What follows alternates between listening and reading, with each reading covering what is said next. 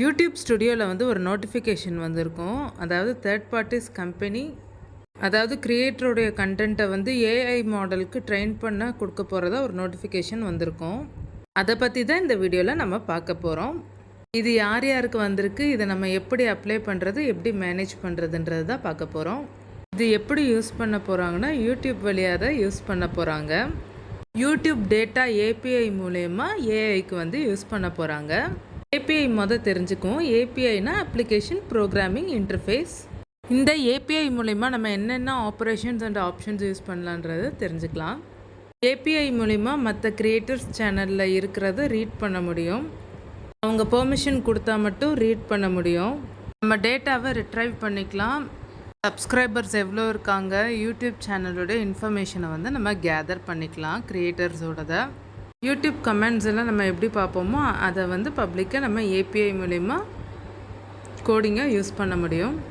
இது தெரிஞ்சுக்கிட்டதுக்கப்புறம் third party கம்பெனிஸ்க்கு நம்மளுடைய கிரியேட்டர்ஸான நம்மளுடைய கண்டென்ட்டை வந்து ஏஐ மாடல் வந்து என்னென்ன டேட்டா யூஸ் பண்ணுன்றது தெரிஞ்சுக்கலாம். ஒருவேளை நம்ம யூடியூப் ஸ்டுடியோவில் டிஸ்மிஸ் பண்ணிட்டாலோ இல்லாட்டி ப்ரௌசரில் நம்ம லாகின் பண்ணையில் டிஸ்மிஸ் பண்ணிட்டாலோ நம்ம ஏஐ மாடல் வந்து எனேபிள் பண்ணிக்கிறலாம்.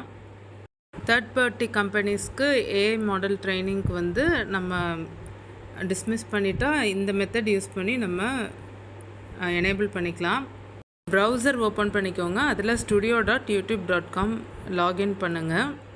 லாகின் பண்ணிங்கன்னா டேஷ்போர்டு கீழே செட்டிங்ஸ் இருக்கும். செட்டிங்ஸை கிளிக் பண்ணிக்கோங்க. செட்டிங்ஸ் கிளிக் பண்ணிட்டதுக்கப்புறம் சேனல் கிளிக் பண்ணிக்கோங்க.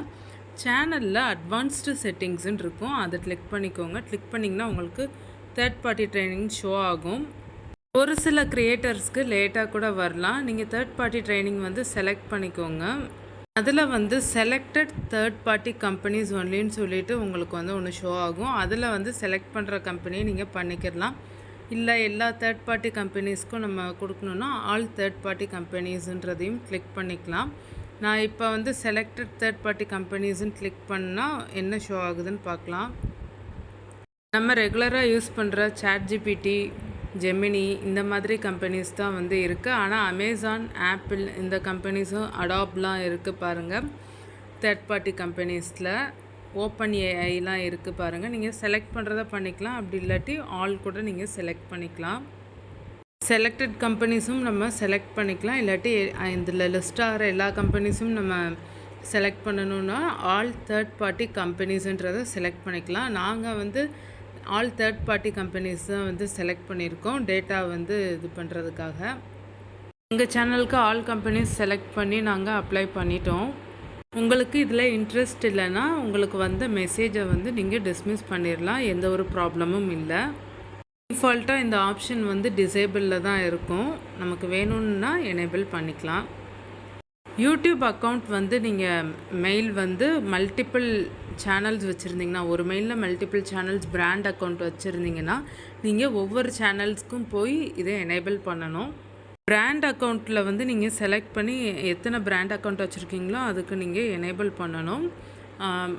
இண்டிவிஜுவலாக வந்து எனேபிள் பண்ணணும். ஒவ்வொரு அக்கௌண்ட்டுக்கும் இண்டிவிஜுவலாக சேனல் செட்டிங்ஸில் போய் எனேபிள் பண்ணணும். என்ன ஆப்ஷன்ஸ் கொடுத்துருக்கீங்கன்றது செட்டிங்ஸில் தான், சேனல் செட்டிங்ஸில் தான் போய் பார்க்க முடியும். ஒருவேளை டிசேபிள் பண்ணணுன்னாலும் நீங்கள் அங்கே தான் போய் டிசேபிள் பண்ணணும். நீங்கள் ஒருவேளை எனேபிள் டிசேபிள் பண்ணிங்கன்னா அந்த சேஞ்சஸ் வந்து அஃபெக்ட் ஆக 7 days ஆகும்.